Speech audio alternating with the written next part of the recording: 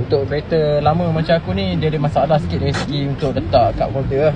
Sebab cup holder dia kadang-kadang kita dah buat letak barang, lepas tu memang kurang lah tempat nak letak botol air.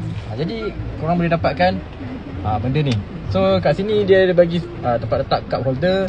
Korang nak letak jajan-jajan ke, and then korang boleh letak phone kat sini. Cara dia just letak selitkan dekat celah tingkap korang. Dia dah boleh jadi tempat kita letak kudapan. Contohnya kalau kita nak letak air lah, especially air, kita boleh letak cup holder kat sini. So kalau kita nak makan-makan ke, ada benda-benda kan, boleh lah ambil kat sini.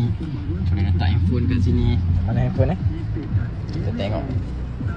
Kita letak handphone kat sini. Sangat mudah. Dia tak kacau driving tau. Tak kacau. Masih ada gear, ada gap. Tapi kadang-kadang terlanggar lah. So pandai-pandai lah. Tapi bagi aku memudahkan. Jadi kalau korang nak dapatkan bekas benda ni, korang boleh dapatkan dekat link aku dah sediakan bawah. Dapatkan segera guys.